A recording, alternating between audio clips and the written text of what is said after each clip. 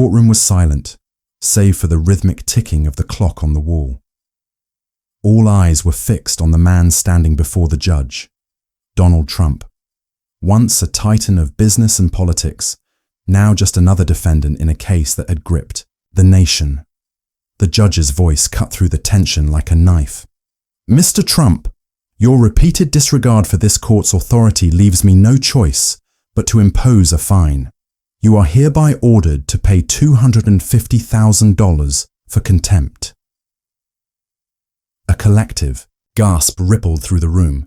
The reporters scribbled furiously, their pens scratching against paper as they documented what seemed to be a moment of reckoning for one of the most controversial figures in modern history. Some spectators smirked, satisfied that justice was finally catching up with him. Others exchanged uneasy glances, wondering if this was truly the end of his defiance, or just the beginning of something far more unexpected. Trump stood there, motionless, his expression unreadable. To the untrained eye, he looked defeated, his shoulders slightly hunched, his lips pressed into a thin line. But there was something else, something almost imperceptible, a flicker in his gaze, a subtle tightening of his jaw. It wasn't fear or resignation, it was calculation, the kind of calculation that comes from years of navigating high-stakes battles and emerging unscathed. The judge leaned back in their chair, confident they had delivered a decisive blow. The courtroom murmured with whispers of vindication and speculation. But what no one realized, not the judge, not the reporters, not even Trump's fiercest critics, was that this moment wasn't an ending, it was a setup. A setup for something no one could see coming.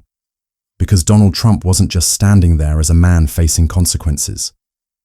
He was standing there as a man who had already mapped out every move in this game long before anyone else even knew they were playing.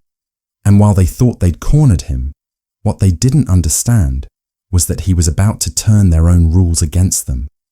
What happens next will shock everyone in that room and everyone watching from afar. Because this isn't just about fines or contempt or courtroom drama. This is about strategy at its finest. This is about turning humiliation into triumph and proving that sometimes the most powerful weapon isn't brute force, it's brilliance. And, as the tension in the room reached its peak, one question hung heavy in the air. What happens when you think you've won, only to realize you've been outplayed all along? The courtroom had always been a stage for power plays, but this case was different. It wasn't just about Donald Trump standing trial. It was about the very foundation of justice being tested. The judge, a figure renowned for their impartiality and strict adherence to the law, had become the unlikely antagonist in this unfolding drama. They weren't corrupt or malicious, but their actions reflected something far more insidious, a system that often confuses authority with fairness. And in this moment, Trump was not just a defendant, he was a symbol of defiance against that imbalance. The fine imposed on him seemed straightforward enough: $250,000 for contempt of court. To many, it was a long overdue consequence for a man who had spent years challenging the boundaries of legality. But to Trump, and even some of his critics, the punishment felt less like justice and more like an attempt to silence him, a calculated move to remind him, and everyone watching, who held the real power in that room. The judge's words were sharp, their tone unwavering, as they delivered the verdict. Yet beneath the surface of this seemingly righteous act lay a troubling question. Was this truly about upholding the law? Or was it about making an example out of someone who dared to challenge it? For Trump, this wasn't unfamiliar territory. His relationship with the judiciary had always been contentious, marked by accusations and counter-accusations that blurred the lines between accountability and vendetta. Judges who ruled against him were often met with public scorn, labeled as radical leftists or so-called judges.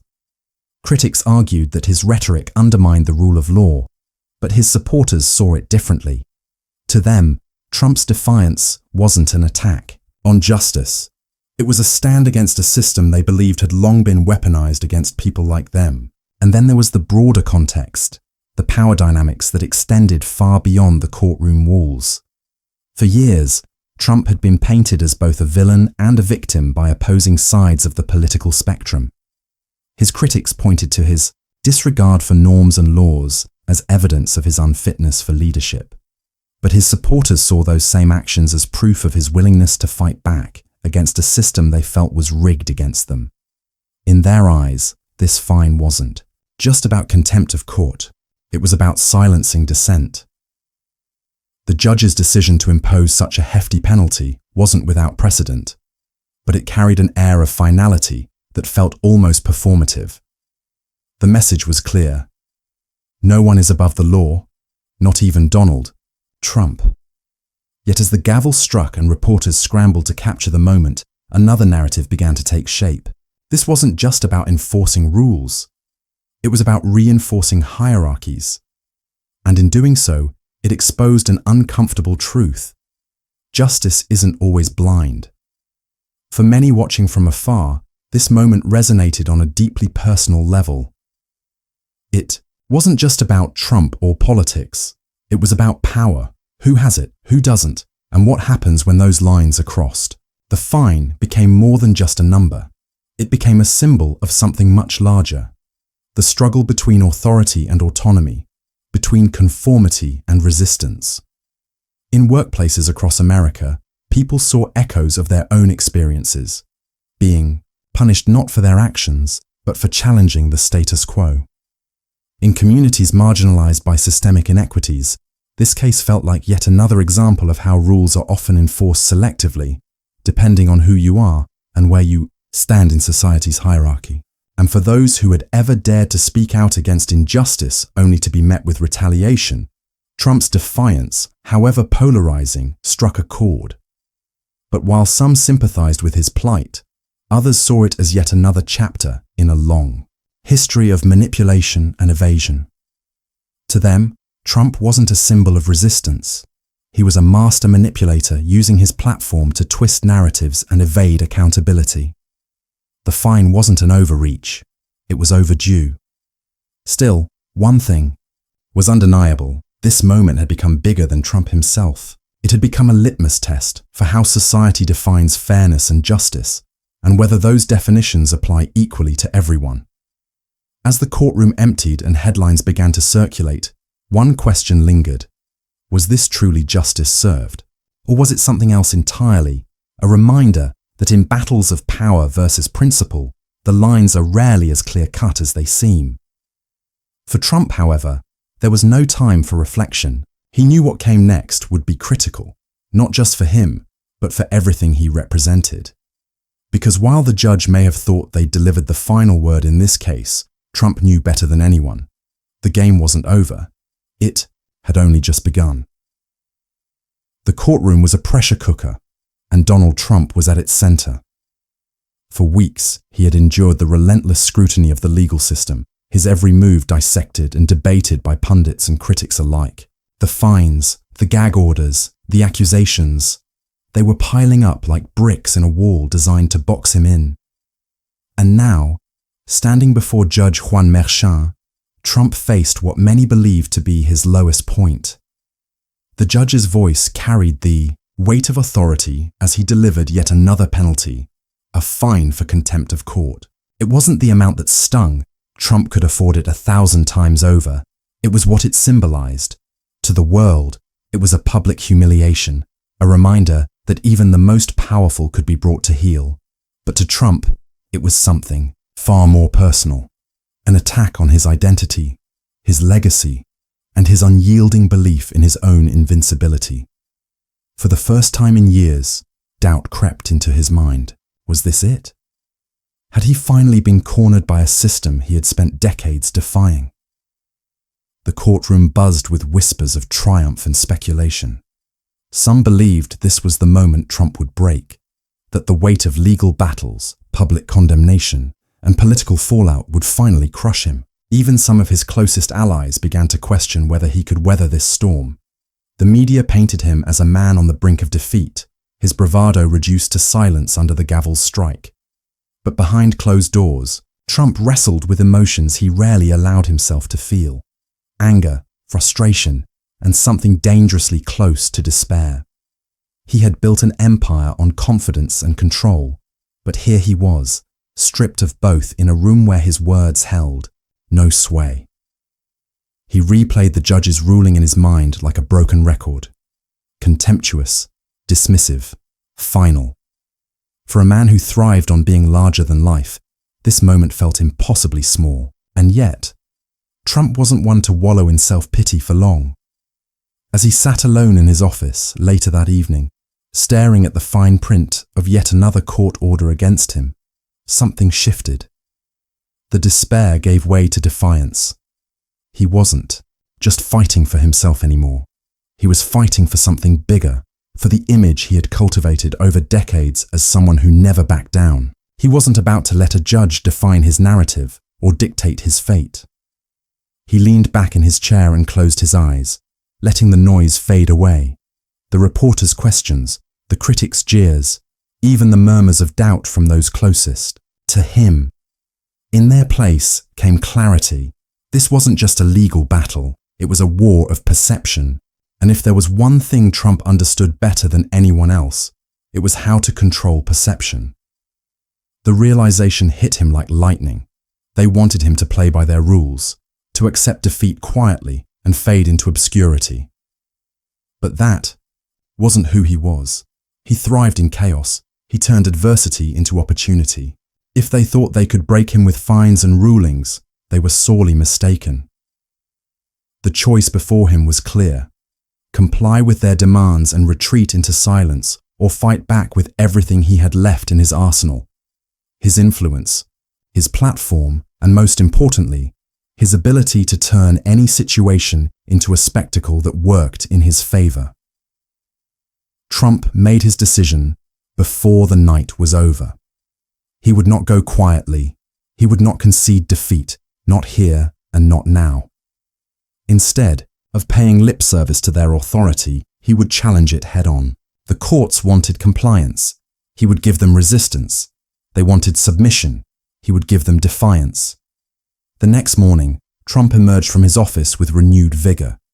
His team watched as he took control of the narrative once again, issuing statements that reframed the fines as proof of judicial overreach and turning every penalty into a rallying cry for his supporters. On social media platforms like Truth Social, posts appeared almost immediately. "This is not justice, it's persecution. They want to silence me because I refuse to bow down." Critics scoffed at what they called theatrics. Supporters rallied behind what they saw as courage under fire. But one thing became clear as Trump's defiance spread across headlines and screens. This wasn't just about legal battles anymore. It was about reclaiming power in the court of public opinion. And, while Judge Merchan may have thought he had delivered a decisive blow with that fine for contempt of court, Trump knew better than anyone.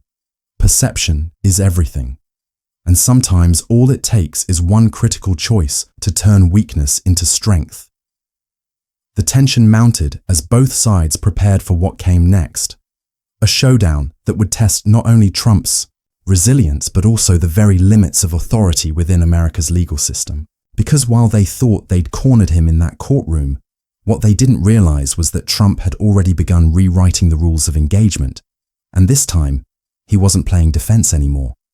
The courtroom was supposed to be the final arena, the place where Donald Trump's defiance would be extinguished under the weight of judicial authority. Judge Merchan had delivered his verdict with precision, confident that the fine for contempt would send a clear message. No one, not even a man like Trump, could escape the reach of the law. The gavel had struck, the cameras had captured the moment, and the headlines had already begun to circulate. For many, it felt like justice had been served. But beneath the surface of this apparent victory, something was brewing, something no one in that room could have predicted. Trump's critics were quick to celebrate what they believed to be a decisive blow. The fine was hefty, and the judge's tone had been unyielding. It seemed like a turning point in a long battle between a man who thrived on chaos and a system desperate to impose order. But as the days passed, cracks began to appear in what had seemed like an airtight decision. Legal analysts started dissecting the ruling, questioning its implications, and whether it had truly been impartial. Supporters rallied behind Trump's claims of persecution, amplifying his narrative that this wasn't about justice, it was about silencing him. And then came the twist. Quietly, methodically, Trump's legal team began to unveil a strategy that would turn the courtroom drama on its head. It started with a single motion, a challenge to the fine itself. At first glance, it seemed routine, just another attempt to delay or deflect accountability. But as details emerged, it became clear that this was no ordinary appeal. Trump's lawyers weren't just contesting the fine, they were questioning the very foundation of the judge's authority. Through painstaking research and legal maneuvering, they unearthed a detail that had gone unnoticed by nearly everyone involved in the case, a potential conflict of interest, buried deep within Judge Merchan's professional history. It wasn't glaring or obvious, just a subtle connection that raised questions about impartiality. But in Trump's hands, even the smallest crack could be turned into an earthquake. The revelation sent shockwaves through the legal community. If proven true, it wouldn't just undermine the fine, it could call into question every decision Merchan had made in connection to Trump's case. Suddenly, the judge who had seemed so unassailable found themselves under scrutiny. The balance of power shifted almost overnight. What had started as a straightforward penalty for contempt now threatened to unravel into something far more complex and far more damaging. Trump seized the opportunity with characteristic flair. He didn't just let his legal team handle the fallout. He took to his platform and began reframing the narrative entirely. "They thought they could silence me," he posted on Truth Social. "But now we know the truth. This was never about justice. It was about control." The post went viral within hours, sparking debates across news networks and social media platforms alike. Critics accused him of exploiting technicalities to evade accountability. Supporters hailed him as a master strategist exposing corruption within the system. But regardless of where people stood on the issue, one thing was clear. Trump had managed to turn what should have been his lowest point into an opportunity for retaliation. As hearings were scheduled to address the conflict of interest claim, tension reached a fever pitch. Judge Merchan found themselves in an unprecedented position, not presiding over Trump's case, but defending their own integrity in front of their peers and colleagues. It was an extraordinary reversal. The figure who had wielded so much authority now faced questions about their impartiality and judgment. For Trump, this wasn't just vindication, it was validation of everything he'd been saying for years about power dynamics within America's institutions. He wasn't just fighting for himself anymore. He was fighting to prove that even those who claim to uphold justice are not immune to scrutiny. The hearings were contentious and dramatic, with both sides presenting their arguments in painstaking detail. Trump's legal team laid out their findings methodically, connecting dots that painted a picture of potential bias, enough to cast doubt on Merchan's ability to preside fairly over such a high-profile case. Meanwhile, Merchan defended their record fiercely, insisting that their decisions had always been guided by law and principle rather than personal interest. But as witnesses testified and evidence was examined, public opinion began to shift. Even those who had initially celebrated Merchan's ruling started questioning whether justice had truly been served, or whether Trump's claims of persecution carried more weight than they'd initially believed. By the time closing arguments were delivered, one thing was clear. This wasn't just about Donald Trump anymore. It was about trust in America's legal system itself. And while Merchan awaited judgment from their peers, Trump stood at the center of it all, not as a defendant, but as someone who had managed to rewrite his role in this drama entirely. The decision came down weeks later. While Merchan wasn't found guilty of any wrongdoing outright, enough doubt had been raised to warrant revisiting some aspects of their rulings against Trump, including the fine for contempt. It wasn't an exoneration for either party, it was something far more complex. A reminder that power is never absolute, and that even those tasked with upholding justice must be held accountable. For Trump, however, it felt like victory, a vindication not just legally, but symbolically. He hadn't merely avoided consequences, He'd exposed vulnerabilities within a system designed to hold him accountable, and while critics continued to debate whether his tactics were ethical or manipulative, supporters rallied behind what they saw as proof of his resilience and brilliance under fire. In turning what should have been his downfall into an opportunity for reversal, Trump reminded everyone watching why he remained such a formidable figure, even in moments when defeat seemed inevitable. Because sometimes all it takes is one revelation, one crack in the armor, to shift control entirely.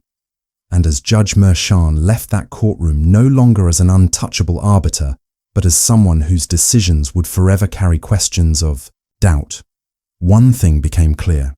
Donald Trump hadn't just survived this battle. He'd turned it into yet another chapter in his legacy as someone who refuses to be underestimated or undone by anyone, even those who hold all the cards against him. The courtroom saga had taken twists no one could have foreseen. What began as a straightforward penalty against Donald Trump had spiraled into a public reckoning, not just for him, but for the very system that sought to hold him accountable.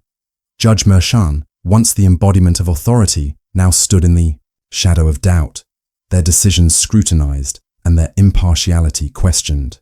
For Trump, it was more than a legal victory. It was a vindication of his relentless defiance. But the story didn't end there. The fallout from this case would ripple far beyond the courtroom walls, leaving an indelible mark on everyone involved. As news of the hearing spread, public opinion shifted dramatically. The same judge who had been celebrated for imposing the fine now faced mounting criticism. Legal experts debated whether Merchan's oversight, or perhaps arrogance, had compromised the integrity of the case. Critics who once cheered the decision began to question whether justice had been served or whether it had been weaponized to make an example out of Trump. The narrative that had seemed so clear-cut, Trump as the defiant defendant and Merchan as the unwavering arbiter, was now muddied by revelations and doubt. For Judge Merchan, the consequences were swift and unforgiving. Their reputation, once untouchable, was now marred by controversy. Professional associations distanced themselves, and their name became synonymous with judicial overreach in certain circles. While they weren't removed from their position, their authority was no longer absolute. Every ruling they made moving forward would be viewed through a lens of skepticism, a far cry from the ironclad respect they once commanded. Trump, on the other hand, emerged from the ordeal stronger than ever in the eyes of his supporters. He had taken what should have been a moment of humiliation and turned it into a rallying cry. His base saw him not as a man who had skirted accountability, but as someone who had exposed flaws in a system they believed was rigged against them, all along. Rallies erupted across the country, with chants of "Justice for Trump" echoing through packed arenas. To his critics' dismay, he wasn't just surviving, he was thriving. But perhaps the most poetic twist came not in the courtroom or at rallies, but in how this case reshaped perceptions on both sides of the aisle. For those who supported Trump, it reinforced their belief that he was a fighter, a man who refused to back down no matter how high the stakes were stacked against him. For his detractors, it forced an uncomfortable reckoning. If even someone as polarizing as Trump could expose cracks in the judicial system, what did that say about its fairness for ordinary citizens? And then there was Merchan, a figure who had once seemed untouchable, now reduced to a cautionary tale about hubris and overreach. Their fall from grace wasn't dramatic or immediate. It was slow and steady, like a tide receding to reveal what lay beneath. They continued to preside over cases, but whispers followed them into every courtroom they entered. Their decisions were met with scrutiny rather than respect, their judgments questioned rather than accepted. For Trump, there was no need for revenge, because justice, in its own way, had already been served. The very system that sought to humble him had instead humbled itself, revealing vulnerabilities that no one could ignore. And while his critics fumed at what they saw as yet another escape from accountability, Trump walked away with something far more valuable than money or power: vindication. In interviews following the case, Trump leaned into his role as both victor and victim. "This wasn't just about me," he declared in one televised appearance. This was about exposing a system that thinks it can crush anyone who dares to challenge it. His words resonated with millions who felt similarly disillusioned by institutions they once trusted. But beyond the headlines and political theatre lay a deeper truth, one that transcended Trump himself. This case had become a mirror reflecting society's struggles with power and justice, authority and accountability. It forced people to confront uncomfortable questions. Who gets to decide what's fair? And what happens when those decisions are called into question? As Trump returned to his life, his businesses, his rallies, his endless battles on other fronts, the courtroom where it all began stood empty once more. The gavel that had struck so decisively now sat unused on Merchan's bench, a silent reminder of how quickly power can shift when its foundation is shaken. And for those watching from afar, whether they cheered or jeered, one lesson became impossible to ignore. Justice isn't always about who wins or loses in courtrooms or headlines. Sometimes it's about what those battles reveal, the truths they uncover, and the questions they force us all to ask. Because in the end, justice isn't just about laws or rulings, it's about accountability for everyone involved. And while this case may have ended with more questions than answers, one thing was certain: no one walked away unchanged. Not Trump, not Merchan, and certainly not those who watched it all unfold. The gavel may have fallen that day in court, but its echoes would be felt for years to come, a reminder that even in moments of apparent resolution, true justice is never simple and never final.